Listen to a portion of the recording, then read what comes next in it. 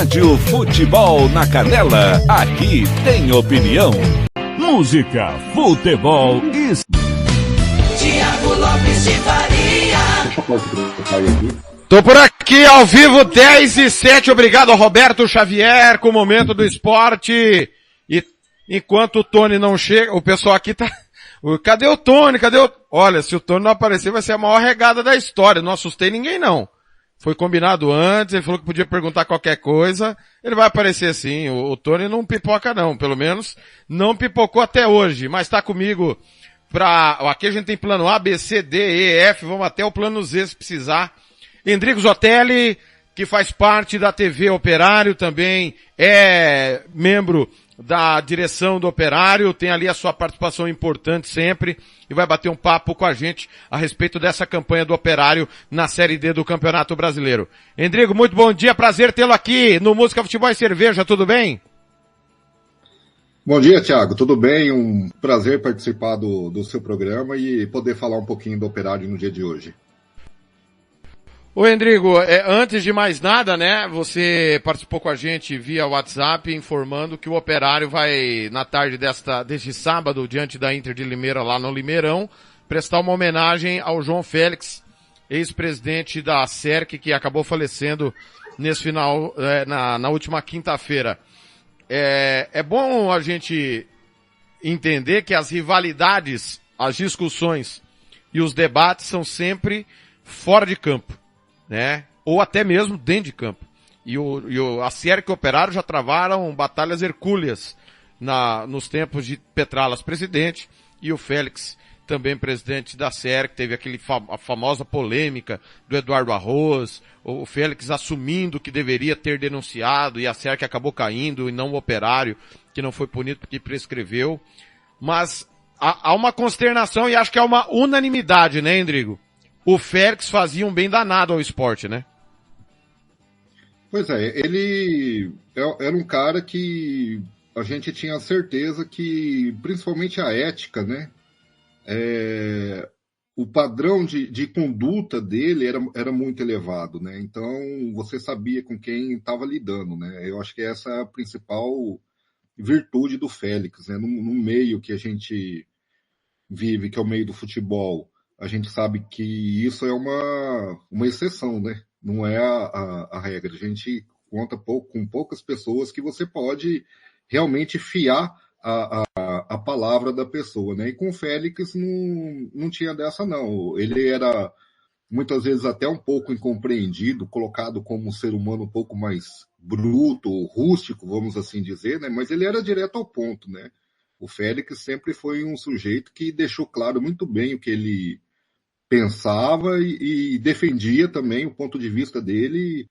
Quando ele achava que ele estava certo, ele não se dobrava, né? Então, eu acho que o futebol mato-grossense perde demais mesmo com a ausência da figura dele, né? Além de todo o legado que ele deixou, porque a SERC não é só futebol, né? Como você já disse, tem o futebol 7, tem o futsal masculino e o futsal feminino. No futsal feminino eu acompanho um pouquinho mais de perto também, até por conta do Operário Deck e da gente fazer algumas transmissões para ele. A gente fez uma transmissão agora da Liga Feminina, né, que ele trouxe aqui para a abertura da Liga Feminina Nacional, um torneio que só a SERC e o CDB participa, que o Operário está tentando participar ano que vem também. Mas ele participa e trouxe a principal liga nacional, né? Então, tudo isso daí, eu acho que já diz um pouco do que foi o João Félix para o futebol e para o futsal do Mato Grosso do Sul, né? E é bom a gente também falar do Operário, porque nesse mesmo exemplo da SERC, né, o Operário tem abraçado outras causas além do futebol feminino, o próprio futsal, coisa que a gente não via, eu não lembro em meus tempos de crônica, até porque quando eu comecei na crônica, nós estávamos num momento que o Operário estava em baixa, e o Operário tá nessa onda, o Tony Montalvão tá conosco, tá, galera? Acabou de chegar, eu falei pra vocês que ele não ia pipocar. Teve gente mandando que vai pipocar, vai fugir. Tá conosco já ele dá o bom dia. Ô, Endrigo, e o Operário também está seguindo essa trilha do Félix, né? Desses exemplos do esporte, não só do futebol, né, Endrigo? Mas o Operário hoje conta com o Edgar, né, que é o nosso diretor responsável pelo futebol e futsal feminino, que fez um belo trabalho, né? Você vê, colocou o Mato Grosso do Sul no mapa do futsal, né? O Operário foi terceiro colocado na Copa do Brasil, né? Do futsal feminino. É uma qualificação muito, muito importante, né? Foi terceiro colocado ano passado, foi quarto colocado no ano retrasado. Esse ano, infelizmente, não conseguiu repetir Não, desculpa, essa foi na Taça Brasil. O Operário hoje joga pela primeira fase da Copa do Brasil contra o FSD do Mato Grosso, aqui em Campo Grande, até já deixar o convite pessoal, lá no Guanandizão às 20 horas hoje, contra o FSD do Mato Grosso. A partida de ida, o Operário ganhou de 4-0. Então, a gente tá na briga. E, com certeza, o João Félix também tem uma participação nisso daí, porque o que acontece também? Criou-se uma rivalidade, entre aspas, entre os dois clubes, que um leva o outro para cima, né? Você tenta superar o seu adversário e o sarrafo está subindo, né? Então, também uma dificuldade para o Operário também. Até muitas vezes o Edgar pensa em parar e desistir, porque a coisa está muito, muito mais pesada do que estava antes, né? Mas a gente está aí em busca de apoio da iniciativa privada, principalmente, para a gente conseguir tocar esse projeto adiante e levar não só o nome do Operário, mas também do Mato Grosso do Sul, além das nossas divisas, né? Sem dúvida nenhuma. O Tony Montalvão está conosco e já nós vamos entrar de cabeça no 7 de setembro e no trabalho dele aqui no Mato Grosso do Sul, mas obviamente ele vai falar, até porque também teve, repito, pessoal, vou falar principalmente por mim. Eu, quando faço uma crítica, um elogio, não é contra ninguém, é na busca da melhoria do futebol. E o Félix é um cara muito incisivo naquilo que ele acreditava ser o melhor, tanto para a SERC quanto para o futebol e para as modalidades que ele defendia, e com quem ele debatia também ferozmente, várias vezes, foi com Tony Montalvão, que está conosco. Bom dia, Tony, bem-vindo ao Música, Futebol e Cerveja. Queria que você falasse um pouco da sua convivência com o João Félix. Tudo bem?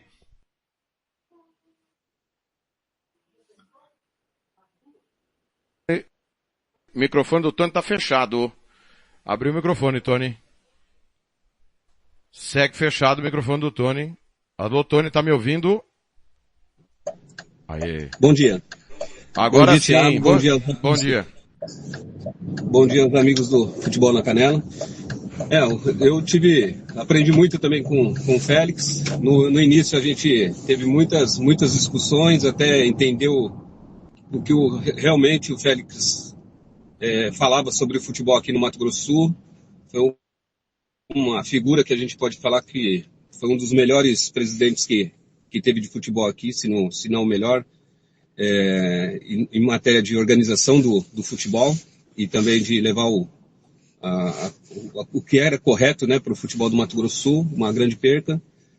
Infelizmente não temos mais o Félix com a gente. Abraço pro Tony também. Nosso eterno agradecimento ao João Félix por tudo que ele fez pelo esporte de Chapadão do Sul e todo o Mato Grosso do Sul, que descanse em paz.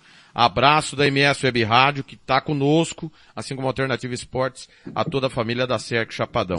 Ô, Endrigo, para poder falarmos as coisas do Operário e também depois entrarmos de cabeça no 7 de setembro, Endrigo, poucas vezes na minha vida eu vi uma pressão tão grande em cima de um treinador como estão fazendo com o Celso Rodrigues.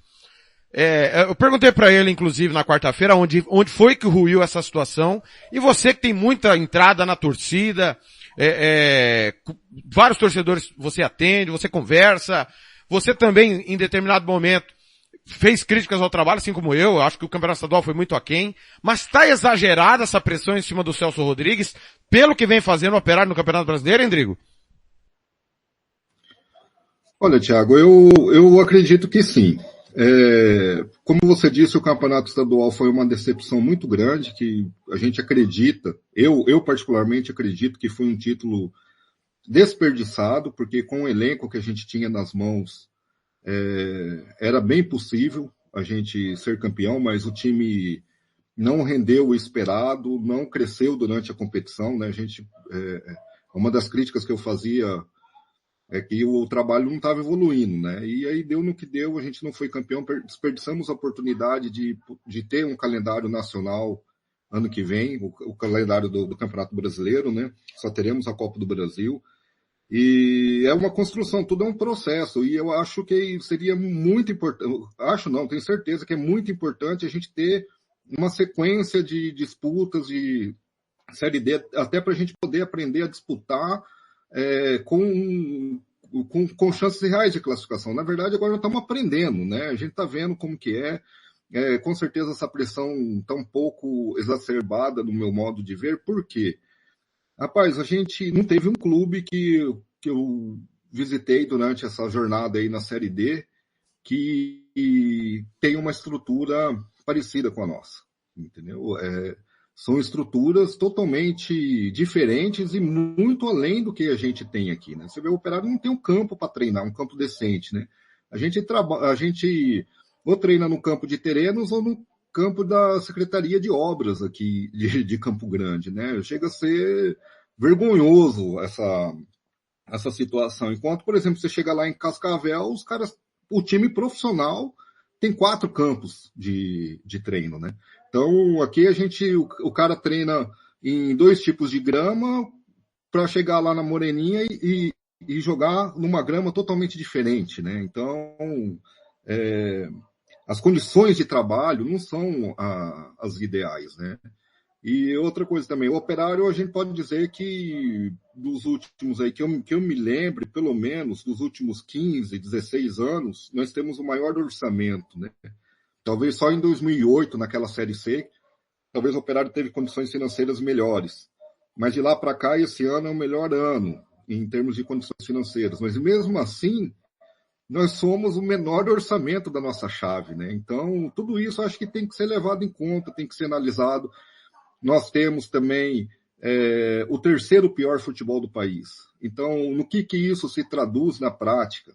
Muitos jogadores recebem a proposta do Operário, falam, um time de expressão, ainda aquele Operário de 77, a pessoa ainda tem essa lembrança, né? Só que acaba que não, Mato Grosso do Sul não dá, a vitrine é muito ruim, é visto como uma decadência na carreira, né? Infelizmente a gente está na situação. Então muitos jogadores chegam na hora, olha no mapa, quem que é? É o Operário do Mato Grosso do Sul. Não, o Mato Grosso do Sul eu não vou jogar, entendeu? Então acaba que o pessoal prefere ir para o interior do Goiás do que vir para Campo Grande. O pessoal prefere ir para o interior de Minas Gerais do que vir para o Mato Grosso do Sul. Então essa realmente é uma condição que a gente precisa olhar também, né? Que o futebol é um todo, ele não é feito uma parte apenas, né? Você tem que olhar todo o contexto. Então, por isso eu acho que essa cobrança em cima do Celso está sendo um pouco exacerbada em relação a isso. E sem contar também a dificuldade do grupo. São times grandes, a gente está jogando contra o vice-campeão paranaense, a gente está jogando contra o 4º colocado do Campeonato Paranaense, a gente está jogando contra a Patrocinense, que é da 1ª divisão do Campeonato Mineiro, a gente está jogando contra a Inter de Limeira, 15 de Piracicaba, o Craque, que esse ano jogou muito bem o Campeonato Goiano, né? Ganhando inclusive do Goiás. Então, é um grupo, é uma chave muito difícil, né? Então, os adversários são super qualificados. Eu acredito que está certo que está longe do ideal, estamos em 7º lugar, mas estamos também a 3 pontos da zona de classificação, né?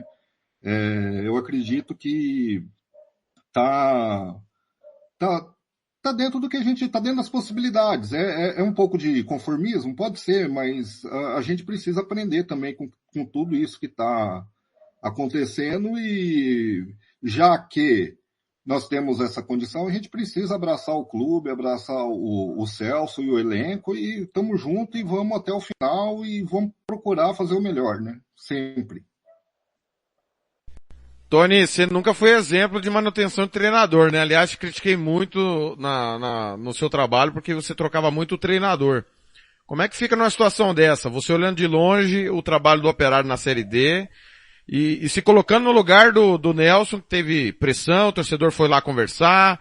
Na quarta-feira a gente viu de novo, e não é algo isolado, né? Vem acontecendo, todo jogo a torcida vem pedindo a saída do Celso. Como é que você vê? Tem que continuar o trabalho? Você acha que em algum momento não dá para continuar? Emita a sua opinião sobre esse tema, por gentileza. Eu fechei seu microfone, Tony, porque estava um barulho de trânsito. Pode abrir, por favor.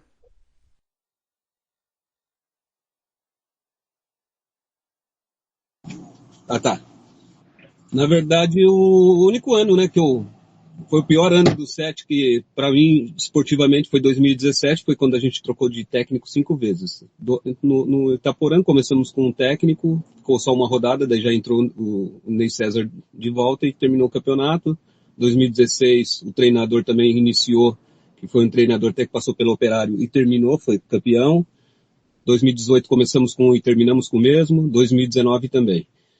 Mas se eu sou da diretoria do Operário nesse momento, eu não trocaria treinador, até porque o Celso já tem os títulos que ele conquistou, é um treinador muito bom, conhecimento. Eu acho que o erro foi como a gente comete erros, né? Não é o erro do Operário, mas a gente comete erros às vezes, nem sempre a gente acerta, mas foi na contratação do elenco. Mas sobre direção do elenco, eu manteria o Celso até o final do campeonato. Não sei se vocês perceberam que o Tony não citou o nome do treinador que foi técnico do Operário e foi técnico do 7 de setembro. Já nós vamos falar disso aí. Ô Andrigo, por falar em Chiquinho Lima, Chiquinho não trabalha mais com o Petralas, né? Enquanto o Petralas estiver na gestão, embora muito torcedor defenda o retorno do Chiquinho, me parece que na gestão Petralas, porque o Petralas ainda faz parte, obviamente, da direção, é pouco provável que a gente veja o Chiquinho Lima por aí, né, Andrigo? Rapaz, antes de responder, mandar um abraço aqui pro Tony. Eu comecei a falar e acabei deixando de falar. O Tony Montalvão, uma vez eu tive uma experiência com ele muito bacana, que foi, eu não sei se ele lembra, uma reunião na federação, semifinal do campeonato 2018, a gente definindo o árbitro da última partida lá em Dourados. O Operário tinha veto um nome, o Dourados, o 7 de setembro, ele tinha veto outro nome, e eu fui para a reunião achando que ia ter muita confusão e tal. Chegamos lá, 3 minutinhos, nós sentamos e já resolvemos, tudo na camaradagem e tal, e chegamos no nome de consenso fácil lá. Então, é um sujeito que eu admiro bastante Augusto Ortega. Augusto Ortega apitou aquele jogo que foi uma confusão desgraçada no final e o 7 de setembro foi punido. Não é isso, Rodrigo? Foi. Mais ou menos isso. Mas ele foi o terceiro nome. Ele não era nem a primeira, nem a segunda opção, foi a terceira opção. Mas a gente entrou nesse consenso aí e deu no que deu. Fazer que são coisas do futebol.